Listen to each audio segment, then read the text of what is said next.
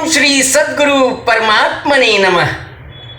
स्वयं की वास्तविक स्थिति जब सुदृढ़ हो जाती है तब जागृत, स्वप्न, सुषुप्ति आदि त्रिअवस्थाएं एकमात्र तुरीय बोध रूप बन जाती हैं। तदनंतर मन को मनन करने का कोई विषय ही नहीं रह जाता।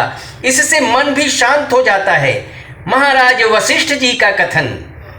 हे श्री रामचंद्र जी, शरद काल के कमलों, तारों या मनुष्यों को आकाश के सदृश शुद्ध ज्ञान स्वरूप ब्रह्म स्वभाव में स्थित पुरुषों को जागृत, स्वप्न एवं सुषुप्ति इन त्रिअवस्थाओं से मन का अनुभव नहीं होता, जिसमें अनंत नानात्व अर्थात भेद उपस्थित हैं। ऐसे संपूर्ण ज्ञेय का विधूनन करके हे श्री रामचंद्र जी, रज्जु में अध्यस्त सर्प का विधूनन कर स्वयं के स्वरूप में स्थित रज्जु के सदृश आप भी स्वयं के चिदघन स्वभाव में स्थित हो जाएं। बाह्य और अभ्यंतर पदार्थों के स्वरूप को ज्ञप्ति ही धारण करती है, जैसे कि बीज शाखा, पत्र, पुष्प, फल आदि के स्वरूप को धारण करता है।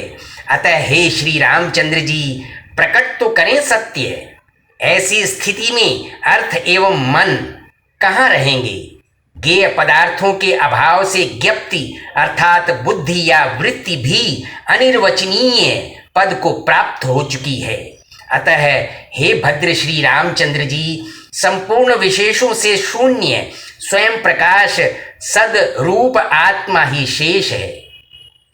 पदार्थ और मन, यह द्वि का निरूपण परस्पर अधीन होने से इनमें कोई भेद न रहने पर अंततः एकमात्र भ्रांति ही इनमें सिद्ध होती है। महाराज वशिष्ठ जी का कथन। हे श्री रामचंद्र जी, अर्थ ही मन है और वह अभाव रूप भ्रम है तथा मन ही जगत के पदार्थ रूप से परिणत होता है और वह भी अभाव रूप भ्रम ही है। तब ऐसी दशा में जगत के पदार्थ और मन, यह द्वि तत्वतः क्या है, इस पर कथन है।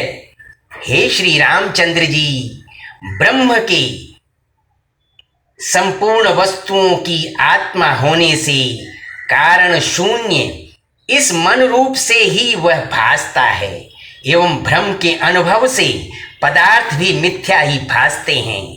हे श्री रामभद्र, जैसे कारण रहित अर्थों को अर्थात विषय पदार्थों का प्रकाश होता है, वैसे ही कारण रहित मन भी भासता है। आकाशीय विद्युत प्रकाश के सदृश अस्थिर यह मन अत्र तत्र अपनी चंचलता प्रकट करता है। हे श्री रामभद्र, एकमात्र मन का स्वरूप होकर आप भी इस जगत में भ्रांति से हो रहे हैं। एक आत्म स्वभाव का यदि आप परिज्ञान कर लेते हैं तब तो आप न मन रूप हैं और न भ्रांत से ही हो रहे हैं।